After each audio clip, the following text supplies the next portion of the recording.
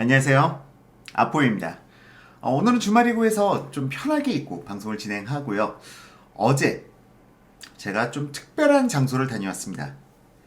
유튜브 크리에이터 교육이라고 해가지고요. 유튜브 크리에이터 중에서 전문직 종사자들만 따로 모아가지고 강연을 갖다 진행했는데요.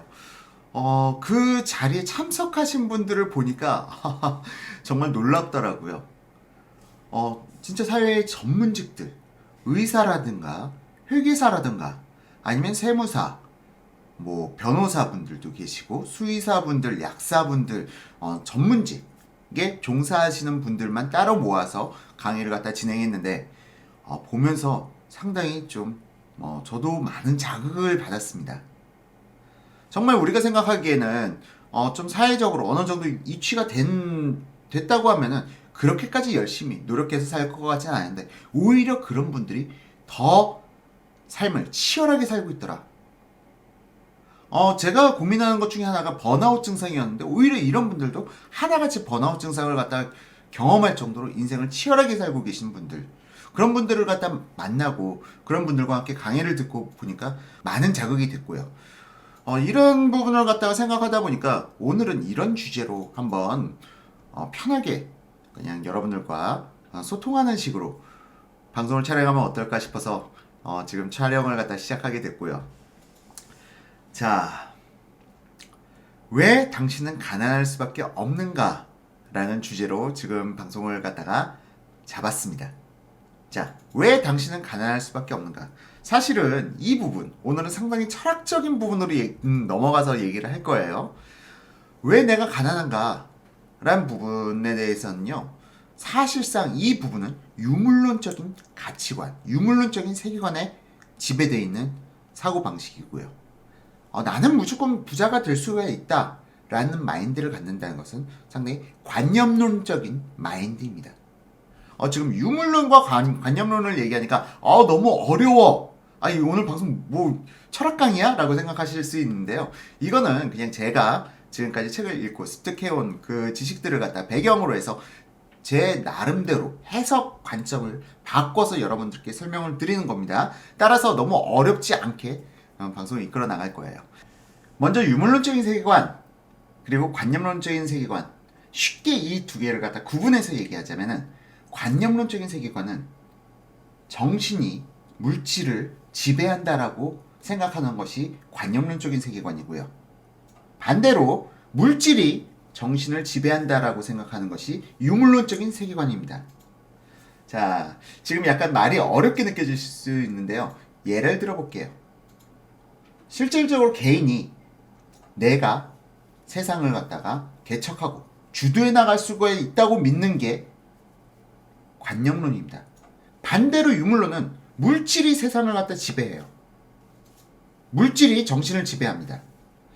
이 물질이 정신을 지배한다는 것은 물질이라는 건 단순하게 물질이 아니라 환경, 이 사람이 태어난 환경이라든가 부모님의 재산이라든가 아니면 그 사람의 부의 척도에 따라서 이 사람이 사고할 수 있는 폭은 한정되어 있고 정해져 있다고 믿는 것이 유물론적인 세계관이죠. 사실 유물론이 탄생하게 된 시대적 배경을 보게 되면은 충분히 공감이 가지 않을 수가 없습니다.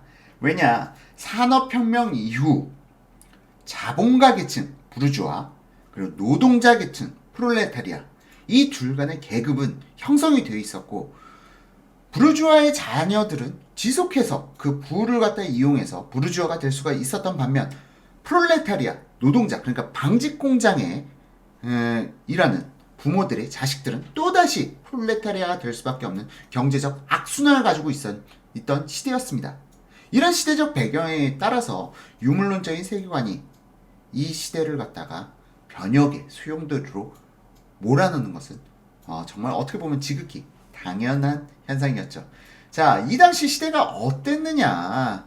사실상 뭐 경영학의 아버지라고 불리는 테일러의 과학적 관리법이라는 부분도 깊게 살펴보게 되면은 사람을 갖다가 뭐 기계의 부속품화로 생각하는 그런 가치관이 기저에 깔려 있죠. 테일러의 과학적 관리법을 갖다가 일례를 들자면은 경제학을 배운 분들은 테일러의 과학적 관리법을 삽질의 경제학이라고 얘기를 하곤 합니다. 왜 삽질의 경제학이냐? 이 사람이 생각했던 것은 생산성 극대화예요. 그러다 보니까 사람이 삽질을 할 때 삽의 크기가 얼만큼 커야 이 가장 많은 삽질로 인해서 생산성을 극대화시킬 수 있는지를 연구한 학문이 테일러의 과학적 관리법입니다. 그 정도로 사람보다는 생산성에 포커스가 맞춰져서 진행된 연구였죠. 하지만 이 마르크스의 유물론적인 세계관, 그리고 레닌으로 이어지는 러시아의 붉은 혁명, 그리고 이념 논리, 전 세계가 이념, 사회주의와 자본주의 시장으로 구분되는 이 이념 전쟁이 발생되기 시작하면서 자본주의도 상당히 많은 변혁의 과정을 거치게 됩니다. 실질적으로 자본주의는 상당히 모순이 많았던 사회였습니다. 우리가 역사적인 관점에서 바라봤을 때 모순이 없었던 사회는 단 한 차례도 없었어요. 이 권력을 갖다가 어떻게 분배될 것인가 라는 부분에 대해서 단 한 번도 100% 공정했던 사회는 존재하지 않았죠. 하다못해 사회주의조차도 사실상 마르크스의 이론, 상당히 훌륭한 이론들이 많았습니다. 그럼에도 불구하고 이 스탈린, 그러니까 레닌을 이은 스탈린이 독재욕, 그러니까 권력욕에 휩싸이면서 좀 마르크스의 정신이 많이 퇴보된 부분도 있었죠. 스탈린이 권력을 갖다 쟁취하기 위해서 수많은 숙청을 갖다 감행했던 일들로 인해서 러시아가 독일에 의해서 공격에 처하는 그런 상황도 발생되긴 했고요. 어쨌든 이야기는 다시 유물론적인 세계관, 그리고 관념론적인 세계관으로 넘어가서 설명을 드리도록 하겠습니다. 자, 자본주의 사회도 상당히 많은 변혁을 갖다 거치게 됩니다. 사회주의와 경쟁을 하게 되면서. 그러면서 자본주의에서도 생산성 극대화보다는 인간에 대한 탐구가 시작되기 시작하고요. 그 탐구 중에 하나가 동기부여. 이때 탄생한 학문들이 마슬로우의 욕구 5단계론이라든가 인간의 동기를 갖다 어떻게 더 극대화시킬 수 있을까라는 부분에 포커스가 맞춰진 연구들이 시작되게 됩니다. 자, 그러므로 인해서 인간을 갖다 단순 기계 부속품화로 보던 시각에서 점점 사람의 동기를 갖다 어떻게 더 끌어올릴 것인가 라는 연구가 시작되고요. 이런 연구가 시작되면서 자본주의 사회는 관념론자들이 탄생하기 최적의 환경을 만들어준 게 지금 현재의 자본주의 사회예요. 따라서 나 자신의 능력이 무한하다는 것을 믿고 이 능력을 믿고 추진해 나가는 의지만 있다면 이 자본주의 사회는 이 사람의 노력을 적극적으로 응원해주고 이 사람이 성공할 수 있는 사람을 만들어줍니다. 반면 지금 이 자본주의 사회에서도 유물론적인 시각에 매몰되어 있는 사람들이 많아요. 이 유물론적인 시각에 매몰되어 있다는 건 무엇이냐? 어떤 사건이 발생되든 이 모든 것 중에 내 탓은 단 하나도 없습니다. 모든 것이 사회 탓, 부모 탓, 아니면은 부자들 탓, 뭔가 원인을 다 외부적인 요소로 돌려버리죠.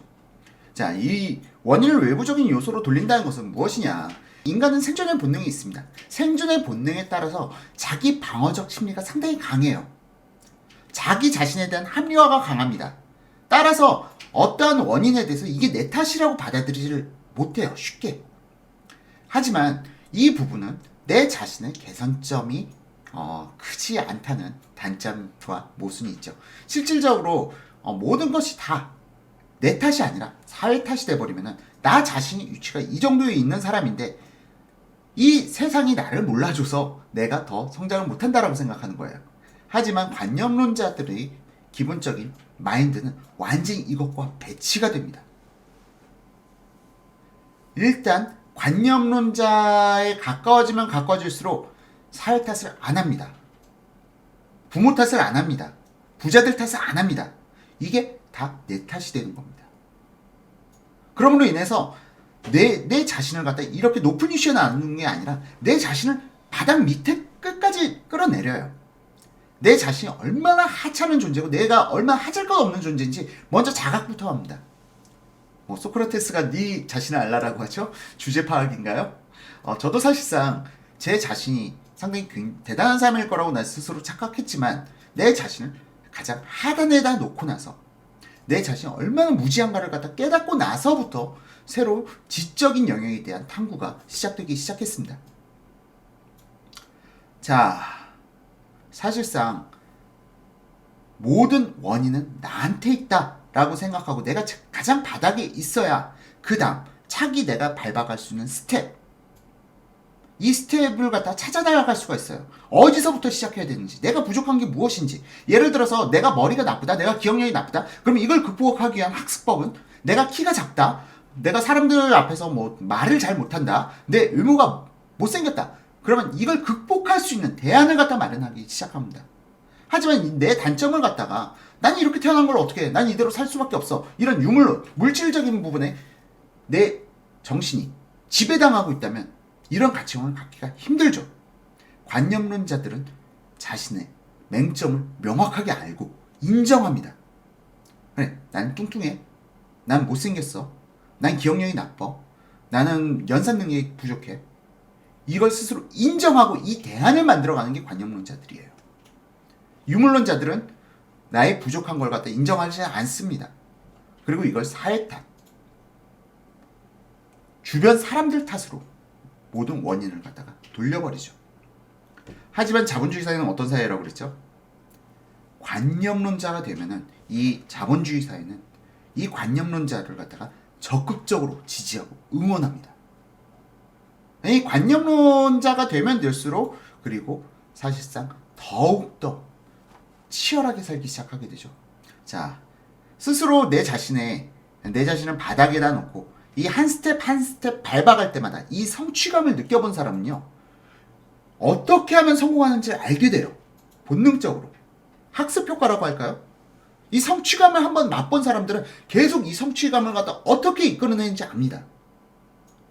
하지만 이 성취감을 느껴보지 못한 사람들은 여전히 그냥 사회 탓, 세상 탓을 하게 되는 거죠. 그러면은 관념론자가 되려면 어떻게 해야 하느냐? 상당히 큰 숙제인데요. 관념론자가 되려면 먼저 내가 지배를 해야 됩니다. 그리고 내 자신이 리더가 되어야 돼요. 자, 리더가 된다는 것, 지배를 한다는 것, 이거는 타인을 지배하고 타인의 리더가 되는 게 아니에요. 내 스스로가 내 자신의 리더가 돼야 되고, 내가 내 자신을 갖다가 지배할 수가 있어야 됩니다.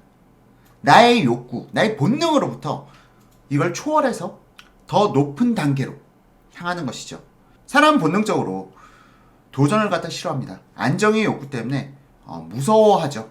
새로운 도전, 내가 남들보다 더 열심히 뛰는 거, 더 힘들고 고생하는 거, 그런 걸 갖다 기본적으로 회피합니다. 하지만 한번 성공에 맛들이기 시작한 사람들은 이걸 또 즐기게 되죠. 이것도 사실상 앞단에서 말씀드린 바와 같이 한번 성취해본 사람들이 느낄 수 있는 그 쾌감, 이걸 알기 때문에 이 쾌감을 갖다 쫓아가게 됩니다. 마슬로우의 욕구 5단계론에서 자아실현 욕구가 가장 최상위 단계에 있는 단계인데요. 이 단계에 도달한 사람들이죠. 자, 어쨌건 이 자본주의 사회는 앞서 누누이 말씀드렸다시피 유물론적인 세계관보다는 관념론적인 세계관을 가진 사람들을 응원합니다. 이 관념론을 가진 사람들이 성공할 수 있는 밑바탕을 깔아준 것이 자본주의 사회입니다. 따라서 여러분들이 지금 살고 있는 이 사회가 사회주의가 되지 않는 한 여러분들은 관념론에 가까워질수록 이 세상을 주도해 나갈 수가 있게 되는 것이죠. 자, 그리고 앞단에 제가 뭐라고 말씀드렸죠?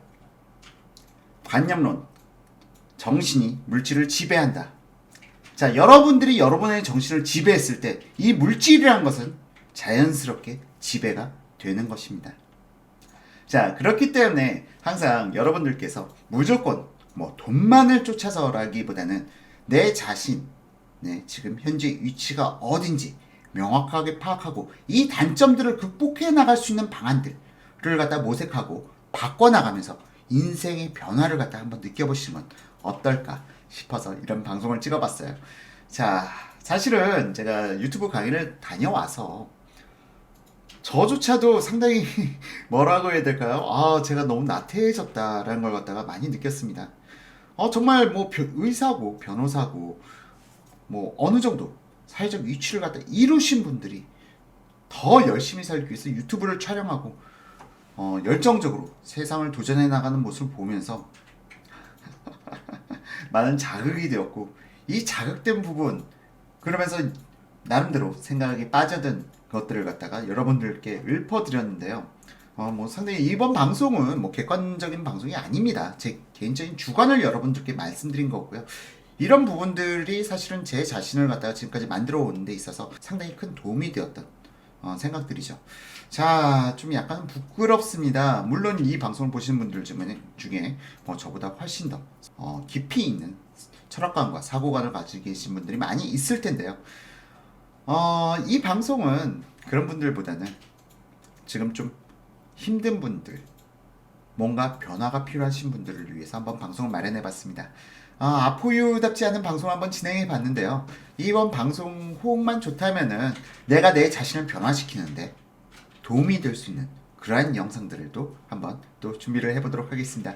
마지막으로 여러분은 누구나 정말 굉장한 하나하나의 주체입니다. 여러분들은 정말 대단한 사람이고요. 여러분들이 스스로 내가 관념론자로서 이제 세상의 성공의 길을 도전해 보겠다라고 생각하신다면 이 도전은 분명 성공할 것입니다. 나를 사랑하고 나를 믿어주고 그리고 내 자신을 갖다가 변화시키는 소중한 첫걸음, 이것만 이루어진다면 여러분들의 인생은 세상에 끌려다니는 인생이 아닌 내 자신이 내 자신을 주도하면서 희열을 느낄 수 있는 그런 삶을 사실 수 있는 분들이라 생각합니다. 여러분들이 정말 이 세상의 승리자, 나는 이 세상을 한평생 살고 나서 후회한 적 없노라 하고 외칠 수 있는 분들이 되기를 응원하면서 오늘 방송 마치도록 하겠습니다. 지금까지 시청해주신 아포유 가족 여러분, 그리고 유튜브 시청자 여러분, 감사합니다.